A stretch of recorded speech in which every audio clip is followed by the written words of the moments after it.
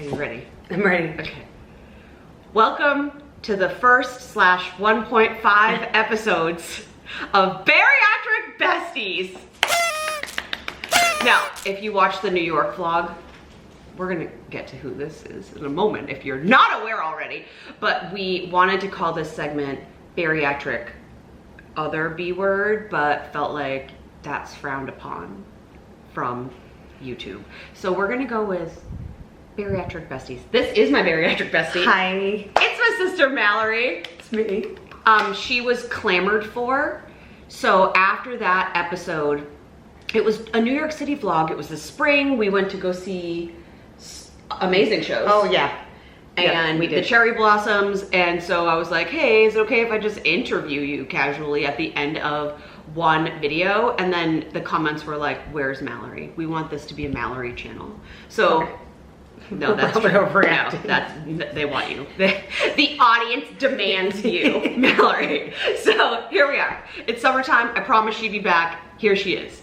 I'm wearing cakes. That's irrelevant, but I feel really unsupported, if we're being honest. Yes. So all of the reviews that I watched on TikTok were like women with chests the same size as me, and then all of a sudden one was like magically up here and one that didn't have the cake. Yeah. So I don't know if I'm putting them in the wrong place. I was almost influenced to buy them, and then you said you bought them, so I decided I would wait. So I think I should have bought the next size up. I bought the like OG size. There's 2 sizes or 3 sizes. Looked. There's like itty bitty. They're literally named this. This is non-offensive naming.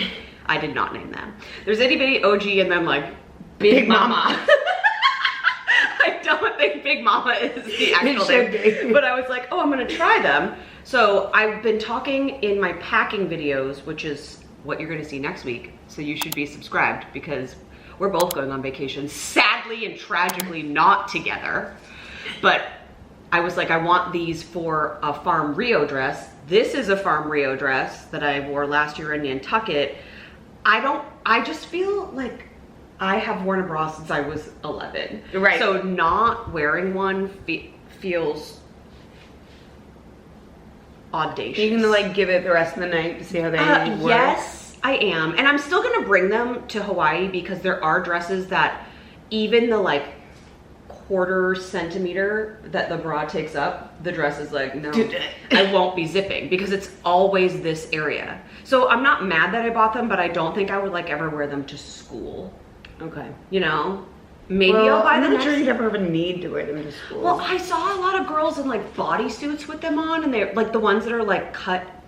So you like can't see the lines. Right. And they were like, I'm never wearing a bra again. And I'm like, well, you're also probably 24 and haven't had weight loss surgery and then breastfed your very thirsty baby for a year. So like, okay, that's fair. Where are the cakes for weight loss surgery patients, and what kind of science do you have? New business venture. New business venture. Hoisting Big Mamas.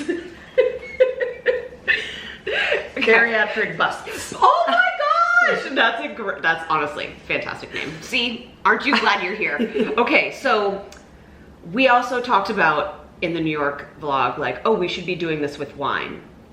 Everything's better with wine. Right, and we love wine. Rosé, champagne, Prosecco. That's the list. That's the whole list. That's it. Mallory went to Tennessee earlier. Yeah, she's going on 2 vacations this summer. And it was not like city Nashville, Tennessee. It was like Great Smoky Mountains. In July. So that's fun. Yeah. That's fun. I learned all about Buc-ee's. So Mallory brought back this Tennessee table wine. I went in and asked for a rosé. Tennessee said no. And here were my options.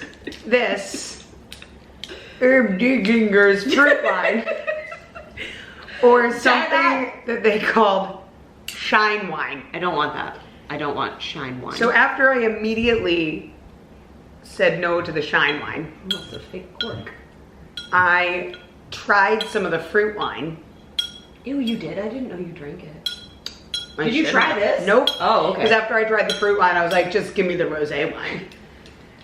This is what they gave me. She brought these home for me and Dad. Mimi. Oh, Mimi, our mom. So this is, okay, I don't want to like make fun of a family. This is a produced and bottled by Morris Vineyard and Tennessee Mountain View Winery. So it's like wine from Tennessee. I don't know if Tennessee is known for their grape growing. I'm gonna Which is why there was fruit wine. You shouldn't sniff it. This smells like something you might use if you had an injury. Okay, I have just a little bit. Yeah. Oh yeah. We're just. Is that enough of a taste? Maybe the ice melting will dull. So spoiler, Mallory has already tasted this and I haven't, but I said you have. That's actually not true. I only smelled it at Amy's. Oh. I didn't taste it. Oh no. Cheers. I don't want to drink this.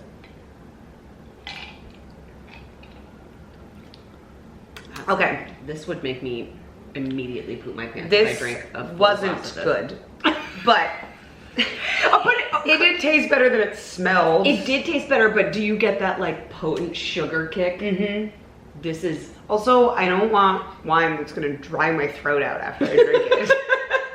This is dumping syndrome. Contains sulfites, aka will give you a sugar headache hangover. I don't want that. Let's have better wine. Okay, we're gonna go get better wine than this, and thank you for joining us so far. We'll be back to answer your actual questions.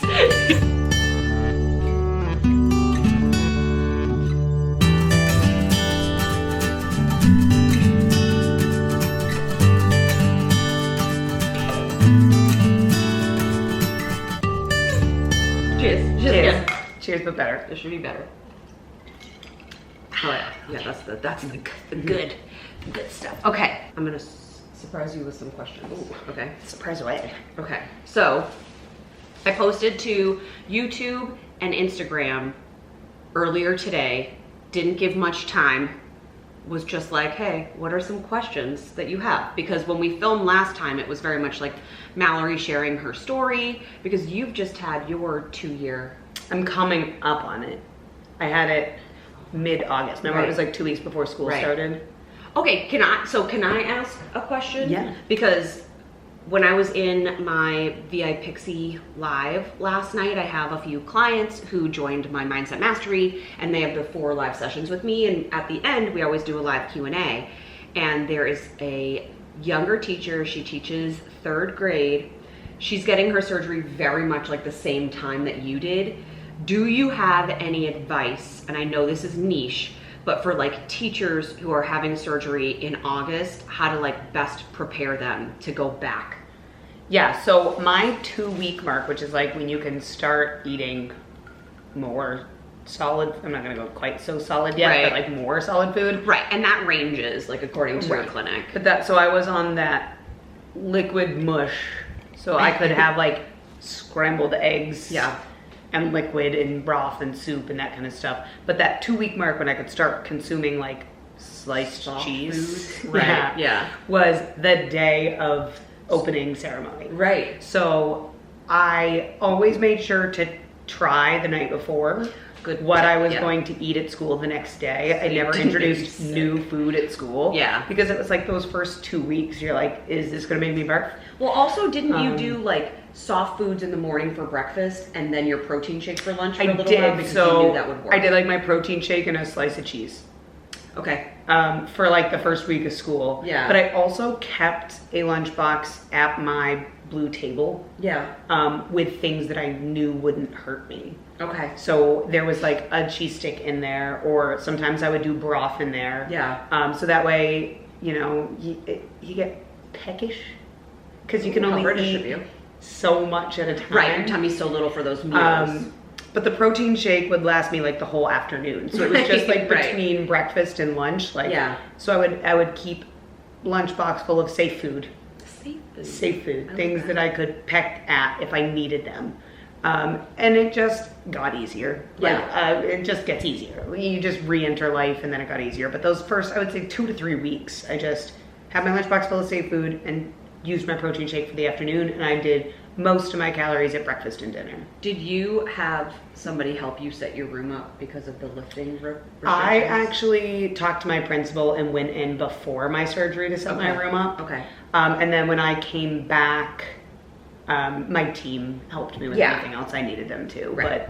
Yeah, I did the bulk of my setup pre-surgery. And I know for like a high school teacher, our setup is so much less intense. Yeah, it's a lot. Right? It's a lot. When I was pregnant, like so pregnant, going back to school, I had my teacher friends help me set my desks back up because I couldn't like over my belly. But if you didn't want to tell anyone, like your principal or your friends at school, you could just be like, I'm recovering from surgery. Yeah, and I think initially, I like when I first reached out to my principal, and he was so easygoing, but it was like, I'm having a major surgery August 19th. Can I get in before that to do my room? Yeah, okay. And he was like, yeah, absolutely. And then I was like, it's this. Like, I gave him more information, and he wanted to make sure that I was going to be like, okay, coming back. Okay. Yeah, I think the more support you can get, the better. Yeah, but I also wasn't like gun shy about telling anybody though. Like, right. Told everybody. Well, here you are. But I do feel like there are lots of people who don't want to tell, right? Or they don't feel like they're in that supportive environment. So just being like, hey, my principal was fine with just that information. I just of course trusted him to tell me more. I had a follow-up school question too. Oh, so one of the things people find hardest when going back into the workplace is like the water intake. So I used an alarm, and I also have told some of my clients, like, I roped my students into it. I was like, listen, when you see the timer getting down to 0, or like I had a visual alarm because it was less interrupting than just like the kitchen alarm being like every whatever, the time before I needed to stop drinking, and then the time that I could resume drinking, I like told my students, I'm like, listen, I'm on a hydration journey. I didn't necessarily explain why, but if you see this getting closer to red, let me know. And they were weirdly invested in this process. Like, even now when I bring my Stanley to school, they know I've had weight loss surgery because they creepily Google me. Sure, yeah. Kids, high school kids are nosy, and they'll eventually, there's always like 6 to 10 weeks after the start of the year, I can hear my own voice in the classroom because they've found me, and then they're just like subtly on YouTube, and I'm like, oh, are you a millennial woman who needs weight loss surgery? No, get focused. Put your device away. But they'll like go get water for each other, and I'll always be like, oh, can you take my Stanley? And water has always been an issue for me, and I think it's because of my ADHD. Sure. The visual timer might be helpful for you. But I did set an alarm. I didn't actually set an alarm. I used my watch, and after I ate lunch, I set a timer for 30 minutes. Yeah. And so, because sometimes I can't find my phone, and again, and it's like buried in a bag, or I left it in the fridge in the teacher's room. So this is like attached to my wrist. So when the 30 minutes would go off, I'd be like, oh, I need to drink more water. Right. You might need to still do that this year. Maybe. Yeah. I think the kid whose job it was like knew that my water needed to be filled at a certain time. Yeah. And so she'd be like, I'm gonna take your water bottle in a half an hour. And I'd be like, oh, I love that. And it was just, because you have the same kids all day. Right? There's no rotating. Elementary. So it was just the one kid whose job it was. I found that I prefer, when it comes to water bottles, like, I know the big 40-ounce one is popular, and I have that one because you realistically need to fill it like 1.5 times, right? Well, about a big one, like 4, it only needs to be filled once at school. But I hate that because I feel like it's a failure mission. Like, I'm never gonna get to the end of this. So I bought one of the kids' 20-ounce ones, and I love that because I can finish it almost every period. And then I'm like, I'm doing great on my water today. Like, I feel so good about myself. And my kids give me so much, I wanna say a bad word, flack, thank you, about it. They're always like, why do you have a baby, Stanley? And I'm like, mind your business. Like my baby. Am I more hydrated than you? That's my goal. So I like the little ones. Well, now that I can eat full meals, I do drink my protein shake at snack time. Okay. So like I use that as my hydration intake for snack time, but it's hard because like you gotta pee and then you gotta abandon your class or find somebody to cover it. That's just a reality. Yeah, I just abandon. My kids are 10 and sometimes they throw things. My kids are 18 and sometimes they throw things. It depends on the makeup of my class. Sometimes I can be like, see, I gotta pee. And other years I better find somebody to watch. Such a silly, like, there are times during the school year where I think, ooh, I'm peeing during class. Look at my self-care. And I'm like, this is not self-care. This is basic human needs. This is a human necessity. And sometimes like lunch or your prep, because in my schedule they rotate. doesn't always make that easy, but I just accepted that like I was going to be out of my classroom more, not during passing time, because there's always a line. Right. Like the beginning or end of class. Yeah, but we cover for each other, right? So that's part of it. Where your client is a 3rd grade teacher, she might want to choose one kid.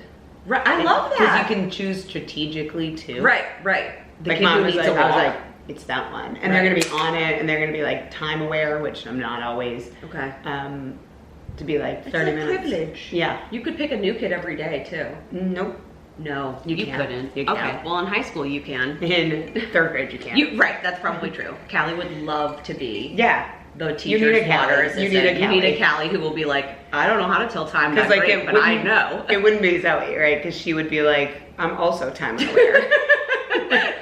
Right. Those are our children. By the way, Callie and Zoe, they're interchangeable. Zoe might have been like going for the walk with Callie, but... True, right, bring a buddy. But she couldn't be the time. I also feel like, and this is gross, but at a high school level, you have to trust the kid who's taking your cup. No, you have to. You have to at the elementary school. Okay. Because I'm like, it has to be a specific kid. Some students, I'm like, I don't touch my water water bottle. Going to put things in there? Like, get your hands off my water bottle. Get your fingers out of my straw, Joey. Yeah. Yep. Okay. Oh, I also kept a beauty fridge. The like little tiny silly ones. In my classroom, I had my surgery in July. 5 years ago. And I kept a beauty fridge just stocked with like 2 or 3 protein shakes, because I think teachers are also notorious for having like the snack drawer. And it's never like edamame, right? It's chocolate. It's the candy drawer that you turn to emotionally when you are having a hard day, which is every day. Every day. Indeed. So during your prep, before surgery, it was just automatic that like, ooh, chocolate. Kids left my room, and then I would be like, snack time. I deserve this. Right. And so after like trying to break the whole binge eating cycle, I was like, okay, you got to get rid of the snack drawer for your future self. And so I bought a little beauty fridge and then would put colder treats in there. Protein bars. And protein shakes. And protein shakes, right. And even like, cheese sticks. Yeah. Those are a go-to. Hummus, little like the tiny little hummuses, multiple hummus in the fridge, because that did feel like, with a sugar snap pea, that was a treat. I love that. Cheese and hummus. If Trader Joe's made little hummusize, I would buy all of them. That's like my favorite. Celery and peanut butter. Yeah. So careful with peanut butter in the classroom, but that was helpful, because it was my go-to. Like I could turn around and be like, "Oh, I'm gonna get something from the fridge," but it wasn't a bag of Hershey's, because I definitely did not want to have dumping syndrome in school ever. But at school specifically, I was really, really worried about that, and I know that that's a concern for people, like going back into work. Right. So I love the tip of, don't treat yourself like a toddler, like a baby. Right. Don't try anything new for the first time in public. Right. Test it at home. One time I didn't test it at home, I almost dumped in New York. So not this past trip. No, I was like 2 years 4 ago. months out of surgery. Right, and we split a steak. 3. We split and a steak. Mallory, we went to the bathroom, and Mallory just gagged into the toilet. It was fine. My children were plenty. They were very worried about you, and Callie was like, my mom does this quite a lot. It's fine. It's okay. I didn't. Is that one of the only times that you've experienced that? Until like a couple weeks ago, when I dumped for just like 3 days straight. Well, once it's out, your body's like, we want it all out. Yeah, and then I was fine. And you haven't had it since? Mm-hmm. Okay. No, and then one other time, when I was driving to gymnastics from work, and it had been a particularly tough day, and I thought I could eat a whole Milky Way bar. You silly goose. You knew immediately, took that last bite, and knew immediately that you were going to I just spit into my Diet Coke. Because I was like, otherwise I'm going to barf in the car. The spitting is very effective. By the time I made it to gymnastics, that was fine, but I was like, I'm going to eat that whole, because you can't. Fun tip, you can't eat a whole Milky Way bar. You can't. Even from someone who's not like a super sensitive dumping queen. Really not sensitive dumping at all. Like I super sensitive dumping queen. I don't ever dump. I've actually not thrown up until I dumped 2 weeks Mom's ago. spaghetti made me... I hadn't thrown up from dumping one single time since surgery. That's wild. Yeah. And the Milky Way almost did me I in. literally threw up the moment I woke up. Well, I did too, but not from dumping. That was from having stomach surgery. Yeah.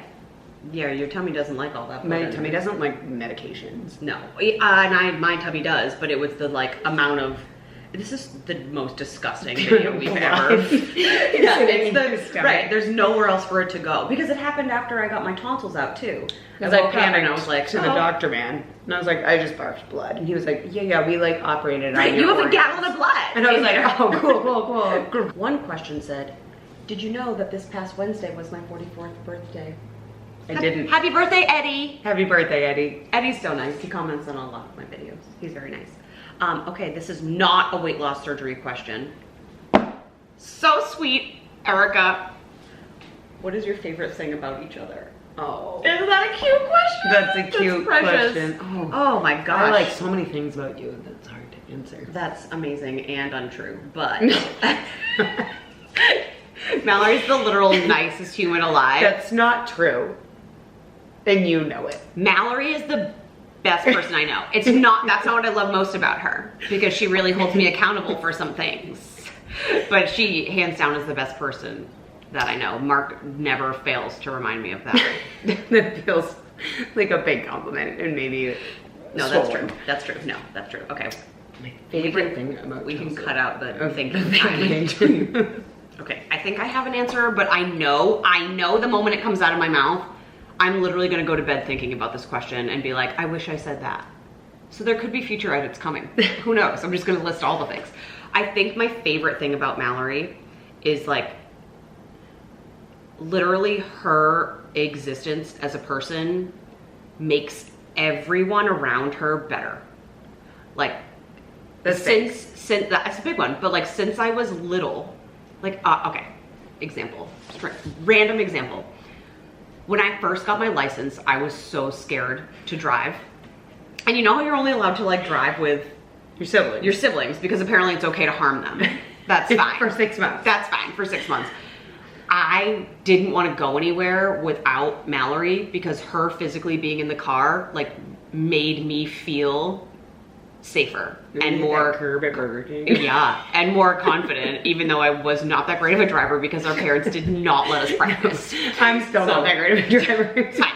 You have big tires. It's all right. So my car drives itself because I'm not that great of a driver either. So it's just that like if you get to be in her presence, you're better. That's it. No. The people she raises, the little humans she raises are more emotionally intelligent than most adults I know and responsible. When Callie was born, even prior to Callie being born, Mallory was pregnant because we had a pregnancy pact that maybe is I think that's the next Bariatric Besties episode. And she would just show up at my house and be like, I'm at your house. And the relief I would feel, because I'm a highly anxious person, surprise! The relief I would feel that she was just there, like, made things better and easier, even though after Callie came, I feel like I did experience postpartum. It wasn't like deep, concerning postpartum, but I did go into the bathroom and like cry into hand towels for no reason other than my hormones were... She's always been an emotional human. I'm an emotional human. If you watch the last vlog, you know how I felt about having surgery and that Mallory was just like, this will help my knee. Like the logical, pragmatic one. But just her being around, like, makes everyone else better. And I broke all of Chelsea's rules when I would babysit Callie. Oh, yes. But it was okay because it was Mallory. Because it was me. But when my mom did it, oh, I would cry. I'm the only one allowed to break the rules. You never dumped my breast milk, though. No, I didn't, because I got it. Yeah, and... Chelsea didn't let us snuggle Callie for naps. The research. She did a lot of research. But whenever Chelsea would go to grad school, I'd be like... And I could see it, because we had cameras everywhere. She couldn't do anything about it. And I would be at grad school watching Callie either sleep in the swing, you know, the ones that have the stars, or Mallory just being like, she'll have it? No. Oh, I don't care. Like, yeah, and like snuggly count. I'd be like, oh, she's never gonna sleep in a crib by herself. And now she's 8. And like, she's fine. Yeah, they're always gonna be fine, right? I think it's only if you wear your baby 24 hours a day, and probably, honestly, they'll be fine. They'll still be fine, right? But yeah, Mallory is the only one allowed to break the rules. It was my favorite. I would be like, ooh, go to grad school. Yeah. Me and Callie would snuggle. Meanwhile, at grad school, my poor breastfeeding boobs were basketballs, and they were rock hard, and you could see every single like breastfeeding nook. And I'd be like trying to hide them while we were learning things. I'd be like, don't, it's fine. Don't be like, stay longer. I'm snuggling with I literally couldn't have stayed longer. I would like poke them and milk would come out. So feel bad. Yeah, yeah. All right. My favorite thing about Chelsea is that Chelsea's my big sister. And she's a year and a half-ish older than me. You never know. And she's always been like an ideal role model. Wow. So I've watched Chelsea just have like tenacity and grit and persistence and go after everything she wanted, kind of without people would be like, oh, Chelsea, that's not a good idea. And she'd be like, no, it is a good idea, and I'm going to do it. I think that's called delusional. No, but it wasn't. Like, when Chelsea graduated from college, she was like, I'm moving to LA. And we were like, no, don't go. And she was like, peace. And she left and moved to LA. And like, stood on her own 2 feet in LA. And we were just like I've never lived further than 45 minutes from home. Because I lived in Middleborough once. We're Portuguese. This might but I was be like, shocking. oh, like it like gave me anxiety. And that was the saddest part though, was you not being there. So then like she just did it. She was like, no, I live in LA now. And then she came home because we're Portuguese. Yeah. I knew I wasn't gonna stay. She did. Yeah. She didn't go with the intention of staying, but like I'm gonna live there and I'm gonna have the experience. And like I would never have been brave enough to just be like, I'm leaving across the country to live on my home. Because I feel like you are the most independent person. I can be independent within 45 minutes of home. There's a radius for independence. And like when she started her business, like we were like, okay, I say we, but like I don't feel like I ever openly criticized you. You never did. And I wouldn't. No. Because I've watched you do everything you've wanted to do with, but you know, it was a lot of like, were definitely pushback of like, how are you going to teach and raise Callie and do another job? And she was like, I'm going to do it. And she did. And she's like, you know what? I'm going to start every day with gratitude. And she does. Like, she just does exactly what she says she's going to do. Nice. And what makes her happy, what fulfills her. And I've always admired that. That's really nice. So I've been able to watch that like my whole life. Like Chelsea just like. So the other side of that coin is that Mallory, like, since we were children, set goals for herself of, please correct me if I'm missing any. She wanted to be a mom. From like jump, Mallory was like, I'm gonna have 4 kids.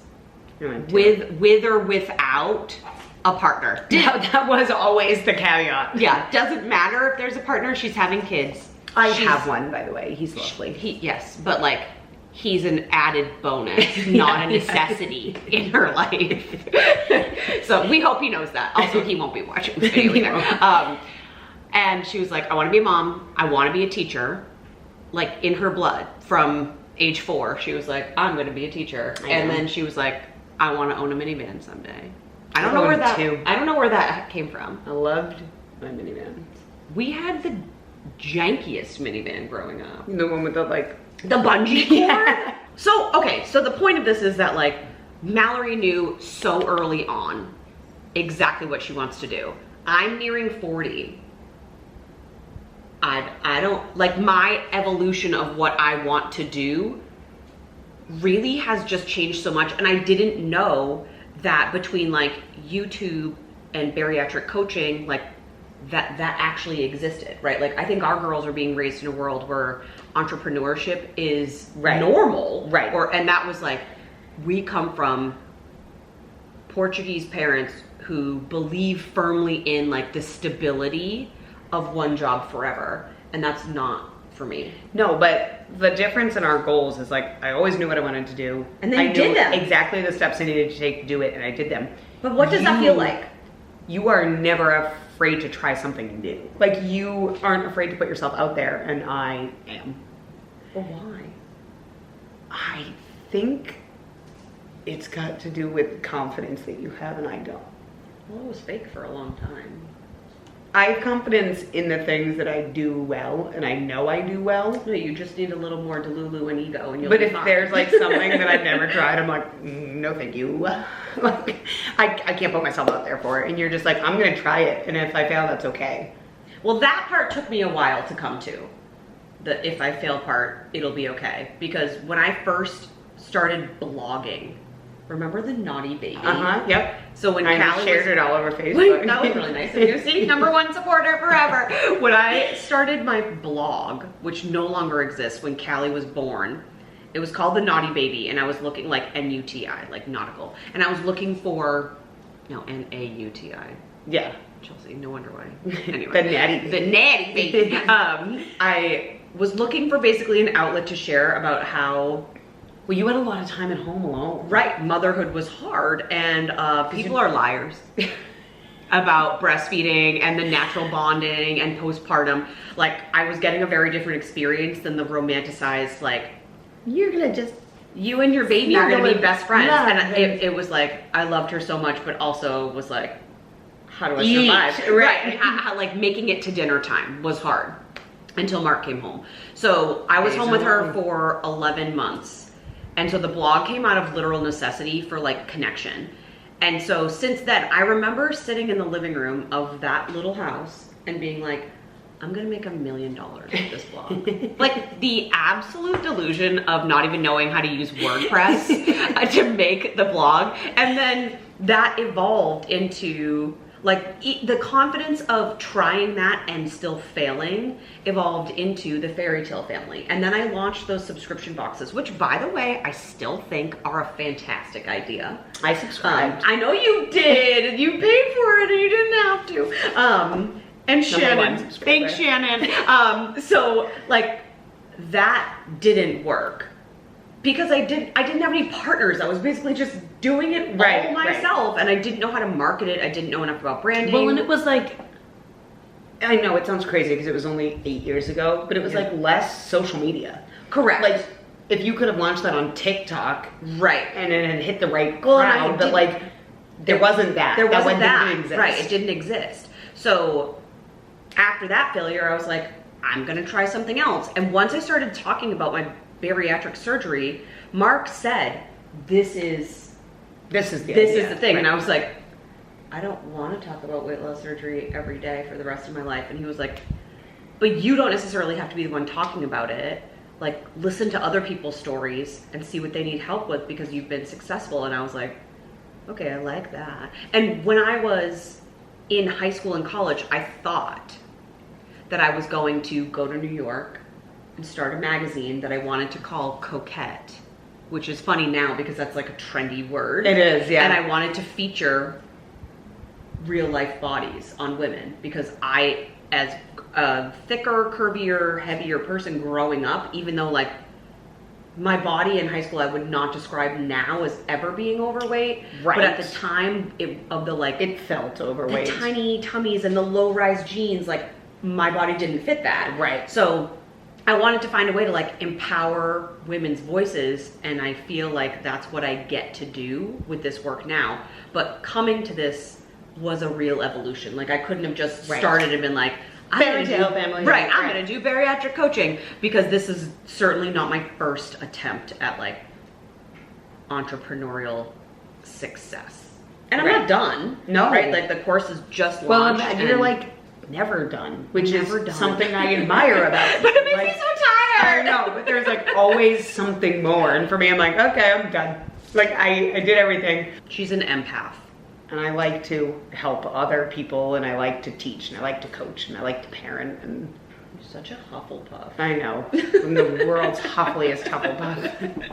I don't know if I'm Slytherin or Gryffindor. You can be both. I can be both. Slytherdor. Slytherdor. It's a hybrid house. I like it. I like it. So yeah, I'll cross that bridge when I get to it. Okay.